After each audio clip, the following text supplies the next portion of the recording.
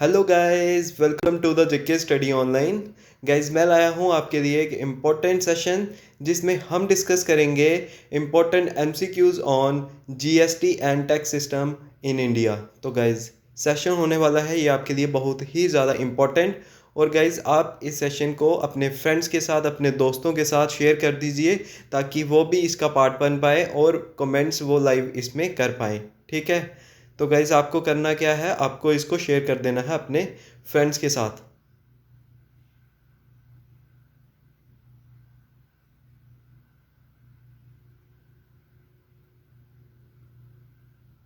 I hope आपने अभी तक इसको शेयर कर दिया होगा फ्रेंड्स के साथ। तो गाइज, वीडियो को शुरू करते हैं। आज का हमारा फर्स्ट इंपॉर्टेंट क्वेश्चन है, विच of the following tax is levied at every stage of production. तो कौन सा ऐसा टैक्स होता है जो लगभग हर एक स्टेज में लगता है प्रोडक्शन में। तो ऑप्शंस हैं वीएटी यानी value added tax, B option है इनकम टैक्स, सी ऑप्शन है कस्टम ड्यूटी और डी ऑप्शन है जीएसटी। अगर आपको इसका राइट आंसर पता है तो आप राइट आंसर कमेंट करके बता सकते हैं। तो मैं आपको बता दूं, अगर आपने कमेंट्स कर दिए हैं अभी तक तो इसका राइट आंसर रहेगा ऑप्शन ए यानी वैल्यू एडेड टैक्स। ठीक है। तो ऑप्शन ए बिल्कुल राइट रहेगा क्वेश्चन नंबर फर्स्ट का। चलते हैं नेक्स्ट इंपॉर्टेंट क्वेश्चन की ओर। नेक्स्ट इंपॉर्टेंट क्वेश्चन है आज का हमारा, विच of the following is a form of indirect tax. इनमें से आपको बताना है कौन सी एक फॉर्म है इनडायरेक्ट टैक्स की। तो ऑप्शंस हैं इनकम टैक्स, बी ऑप्शन है वेल्थ टैक्स, सी ऑप्शन है कॉरपोरेशन टैक्स या फिर डी ऑप्शन है सेल्स टैक्स। अगर आपको इसका राइट आंसर पता है आप कमेंट करके बता सकते हैं। जब मैं इसके कमेंट्स पढ़ता हूँ और तब तक आपको इसके कमेंट्स जो हैं वो कर देने हैं। तो मैं आपको अब इसका राइट आंसर बता देता हूँ। तो क्वेश्चन नंबर सेकंड का राइट आंसर रहेगा ऑप्शन डी यानी सेल्स टैक्स। सेल्स टैक्स जो है वो है इनडायरेक्ट टैक्स, जबकि इनकम टैक्स, वेल्थ टैक्स और साथ में कॉरपोरेशन टैक्स ये हैं डायरेक्ट टैक्स की टाइप्स। ठीक है। चलते हैं नेक्स्ट इंपॉर्टेंट क्वेश्चन की ओर। नेक्स्ट इंपॉर्टेंट क्वेश्चन है आज का हमारा question number third, which of the following tax are abolished by the goods and service tax. ठीक है। जीएसटी की फुल फॉर्म होती है गुड्स एंड सर्विस टैक्स। ये भी आपको आगे पूछा जाएगा।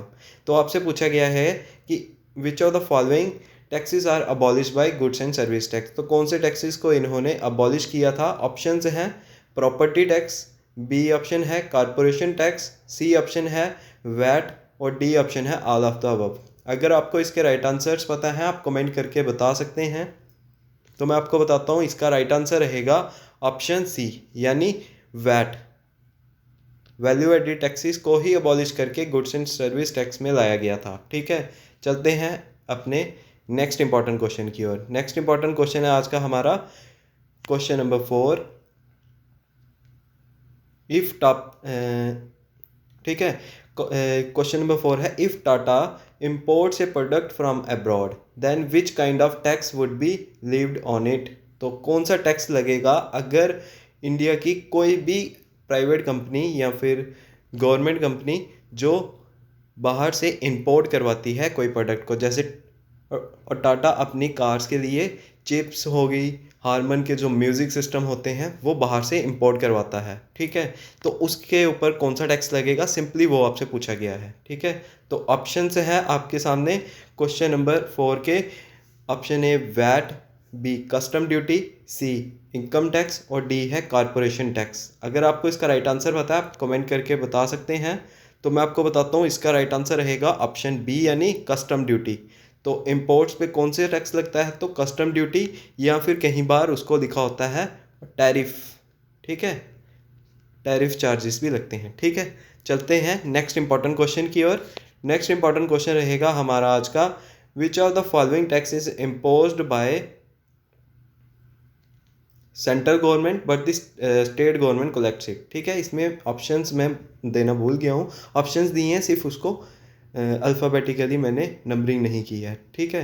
तो ए ऑप्शन है वैट, बी ऑप्शन है इनकम टैक्स, सी है कॉरपोरेशन टैक्स और डी है स्टैंप ड्यूटी। आपको इसका राइट आंसर दिख गया होगा, इसलिए मैं आपको बता देता हूँ। इसका राइट आंसर है ऑप्शन डी यानी स्टैंप ड्यूटी। ठीक है। स्टैंप ड्यूटी जो होती है इसको इम्पोज तो सेंट्रल गवर्नमेंट करती है लेकिन कलेक्ट करती है स्टेट गवर्नमेंट। ठीक है।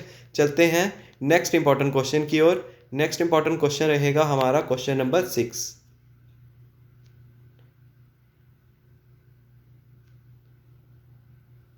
तो क्वेश्चन नंबर 6 है आज का हमारा, what is mean by tax haven. ठीक है, तो टैक्स हेवन क्या है? ऑप्शंस हैं, a country which gives tax exemptions to the foreign citizens that there will be no tax on the investing the money in their country. क्या ये है? Option B है subsidy given by the government in taxes, या फिर C option है tax evasion in the domestic country, और D option है to impose equal taxes on domestic producers and foreign producers. ठीक है, तो क्या राइट आंसर रहेगा? आप अगर इससे ज़्यादा टाइम लगता है तो आप पास करके इसका आंसर कर सकते हैं। तो मैं आपको बताता हूँ, क्वेश्चन नंबर 6 का राइट आंसर रहेगा ऑप्शन ए। ठीक है, टैक्स हेवन क्या है? A country which gives tax exemptions to the foreign citizens that there will be no tax on investing the money in their country. ठीक है, जब कोई कंट्री छूट देती है फॉरेन सिटीजन्स को कि वो इंडिया में आके इन्वेस्ट कर सकते हैं अपनी मनी को। ठीक है, चलते हैं नेक्स्ट इंपॉर्टेंट क्वेश्चन की ओर। नेक्स्ट इंपॉर्टेंट क्वेश्चन है हमारा आज का question number 7, what kind of tax is found in India. तो कौन सा टैक्स जो है वो इंडिया में आपको जनरली देखने को मिलता है? तो ऑप्शंस हैं प्रोग्रेसिव टैक्स, बी ऑप्शन है डिग्रेसिव टैक्स, सी ऑप्शन है प्रोपोर्शनल टैक्स, और डी ऑप्शन है नन ऑफ द अबव। ठीक है, आपको ऐसा आंसर बताना है जो मोस्ट अप्रोप्रिएट होगा इस केस में। ठीक है, जो ऐसा टैक्स जो मैक्सिमम या फिर जनरली इंडिया में मिलता है। तो अगर आपने इसके राइट आंसर्स अभी तक कमेंट कर दिए हैं तो मैं आपको बता दूं, इसका राइट आंसर रहेगा ऑप्शन बी, यानी डिग्रेसिव टैक्सेस। ठीक है, डिग्रेसिव टैक्सेस कैसे होते हैं? तो उसमें जब और टैक्स इम्पोज किया जाता है तो रिच और पोअर के ऊपर उसका इक्वली बर्डन रहता है। ठीक है, यानी जैसे पेट्रोल के ऊपर जो भी टैक्स लगता है तो वो इक्वली पोअर को भी देना है और साथ में रिच को भी देना है। ठीक है, तो पेट्रोल के ऊपर डिग्रेसिव टैक्स होता है। मैक्सिमम जो आप देखोगे इनडायरेक्ट टैक्सेस वो डिग्रेसिव इन नेचर होते हैं। ठीक है, वो इक्वली देने होते हैं, जैसे कि कोई EWS का, या फिर कोई इकोनॉमिकली वेकर सेक्शंस, या फिर बोल सकते हैं कोई OBC का, या फिर और कोई कैटेगरी का जो पोअर होगा वो वहाँ पे चला जाएगा, उसको पेट्रोल कम नहीं देंगे, वो उसको वही प्राइस लगेगा जो उसके ऊपर गवर्नमेंट ने प्राइस रखा हुआ है। ठीक है, तो इसीलिए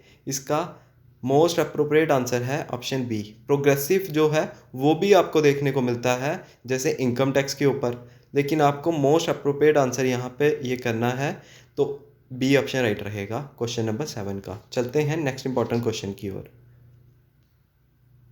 नेक्स्ट इंपॉर्टेंट क्वेश्चन है question number 8, under this system of taxation the tax rate diminishes as the taxable amount increase, what which system are we talking about. ठीक है, बहुत इंपॉर्टेंट क्वेश्चन है ये, आपके एग्जाम पॉइंट ऑफ व्यू से आपसे पूछा गया है कि टैक्सेशन सिस्टम के अंडर जो टैक्स रेट है वो डिमिनिशेस यानी कि कम होता है as the taxable amount increase, जैसे ही अमाउंट बढ़ता है तो जो आपको टैक्स लगता है वो कम होता है। ठीक है, पूरा अपोजिट बोल सकते हैं प्रोग्रेसिव के। ठीक है, तो कौन सा राइट आंसर रहेगा? ए ऑप्शन तो इसका कभी राइट नहीं होगा, आप जल्दी से इसका कमेंट करके बता सकते हैं। आई होप आपने अभी तक इसका राइट आंसर कमेंट कर दिया होगा। तो मैं आपको बताता हूँ, इसका राइट आंसर रहेगा ऑप्शन बी, यानी रिग्रेसिव टैक्स। ठीक है, तो ये कौन सी फॉर्म है? तो ये बोला गया है रिग्रेसिव टैक्स के बारे में। ठीक है, चलते हैं नेक्स्ट इंपॉर्टेंट क्वेश्चन की ओर।